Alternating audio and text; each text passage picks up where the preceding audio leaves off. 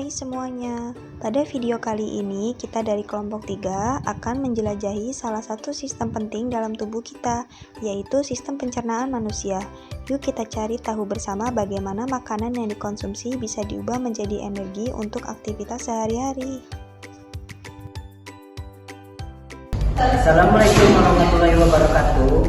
Di sini saya akan mengenalkan fungsi mulut. Mulut adalah pintu masuk pertama bagi makanan. Di sini pencernaan dimulai dengan dua aktivitas utama, yaitu mengunyah dan pencampuran dengan air liur. Mengunyah adalah hal fisik yang dilakukan oleh gigi. Bisa dilihat di sini adalah tempat gigi, tempat mengunyah makanan dan memecahnya menjadi potongan-potongan kecil sehingga meningkatkan permukaan makanan untuk lebih mudah dicerna. Kemudian pencampuran dengan air liur. Kelenjar ludah menghasilkan air liur yang mengandung enzim amilus. Enzim amilus memulai memecah karbohidrat menjadi gula sederhana. Selain itu, mulut juga memiliki peran penting dalam mengatur rasa dan pemilihan makanan. Kerongkongan adalah saluran yang berbentuk tabung yang menghubungkan antara mulut dengan lambung. Nah, setelah makanan itu dikunyah dan dicampur oleh air liur, ia akan masuk ke dalam kerongkongan. Di proses dalam kerongkongan memang tidak terjadi banyak proses pencernaan. Namun makanan yang sudah masuk ke kerongkongan akan menuju lambung melalui gerakan peristaltik, yaitu kontraksi otot yang mendorong makanan akan ke bawah menuju lambung. Selanjutnya ada lambung. Lambung adalah organ berbentuk kantung yang terletak di sebelah kiri bagian tubuh atas. Di dalam lambung, proses pencernaan berlanjut secara kimiawi dan mekanis. Di lambung ada proses mengadukkan makanan. Lambung memiliki otot-otot yang berfungsi untuk mengaduk makanan dan mencampurnya dengan cairan lambung. Kemudian di lambung juga terdapat asam lambung dan enzim pepsin, di mana makanan dicampur dengan asam klorida atau HCl yang membuat pH lambung sangat asam, yaitu sekitar 1,5 hingga 3,5. Hal ini membantu memecah protein dan membunuh patogen yang mungkin ada dalam makanan. Selain itu, enzim pepsin juga bekerja untuk memecah protein menjadi peptida yang lebih kecil. Selanjutnya di dalam lambung ada gustrin. Hormon ini diproduksi oleh dinding lambung untuk merangsang sekresi asam lambung dan pepsin. Setelah makanan tercampur dengan enzim dan asam makanan, berubah menjadi cairan semi cair yang disebut chymus, yang kemudian dipindahkan ke usus halus. Usus halus. Usus halus adalah tempat sebagian besar pencernaan dan penyerapan nutrisi terjadi secara halus, terdiri dari 3 bagian, yaitu ada duodenum, ileum, dan loop. Terus duodenum merupakan bagian pertama dari usus halus, tempat makanan yang berasal dari lambung dicampur dengan enzim dari pankreas ke empedu dari hati. Empedu membantu mencerna lemak dengan menjadi partikel-partikel kecil, sedangkan enzim pankreas mencerna karbohidrat, lemak, dan protein.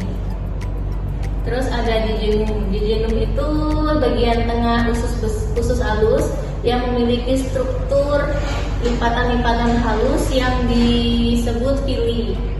Disinilah sebagian besar penyerapan nutrisi seperti karbohidrat, protein, lemak, vitamin, dan mineral terjadi. Yang ketiga ada ileum. Ileum merupakan bagian terakhir dari usus halus yang juga memiliki banyak villi dan mikrovilli. Disinilah nutrisi yang makanan yang tidak tercerna akan bergerak ke usus besar. Usus besar berfungsi untuk menyerap air dan garam mineral yang tersisa serta menyimpan sisa makanan yang tidak tercerna. Usus besar terdiri dari beberapa bagian. Yang pertama, caisum, merupakan bagian awal usus besar besar tempat usus halus bertemu dengan usus besar. Di sini terdapat appendix yang meskipun tidak memiliki fungsi pencernaan yang jelas, dianggap sebagai bagian dari sistem kekebalan tubuh. Yang kedua, kolon atau usus besar.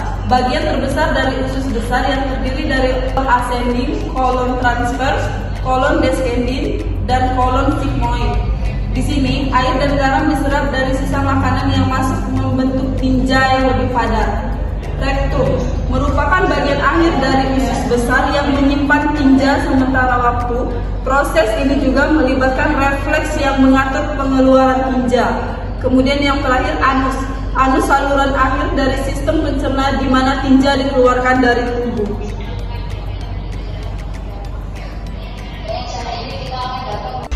Kemudian yang selanjutnya ada organ aksesori. Organ aksesori ini merupakan saluran pencernaan juga, tetapi ada beberapa organ yang aksesori yang tidak mendukung proses dalam pencernaan. Nah, yang pertama itu ada hati.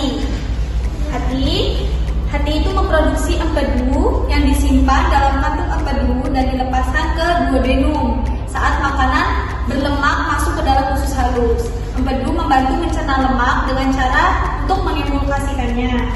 Nah, kemudian yang kedua di sini ada pankreas.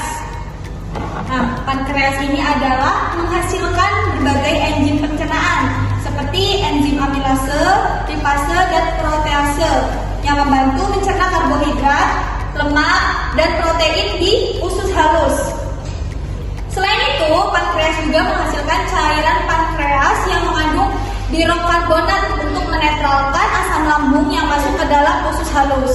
Yang selanjutnya ada kelenjar ludah. Kelenjar ludah ini untuk menghasilkan air liur yang mengandung enzim amilase yang memulai proses pencernaan karbohidrat yang ada di dalam mulut. Air liur juga dapat membantu untuk melunakkan makanan serta mempermudah proses dalam menelan. Pencernaan itu melibatkan 3 tahap atau 3 fase. Yang pertama ada pencernaan mekanis yang terjadi di mulut dan lambung melalui pengunyahan dan pemadukan. Ini memecah makanan menjadi potongan-potongan kecil agar lebih mudah untuk dicerna. Kemudian yang kedua ada pencernaan kimiawi yang melibatkan enzim dan asam untuk memecah molekul-molekul yang besar menjadi bagian-bagian yang lebih kecil. Misalnya karbohidrat menjadi glukosa, protein menjadi asam amino, dan lemak menjadi asam lemak dan gliserol. Kemudian yang terakhir ada penyerapan. Setelah pencernaan selesai, nutrisi yang telah dipecah dan diserap melalui dinding-dinding usus halus ke dalam aliran darah untuk digunakan oleh tubuh.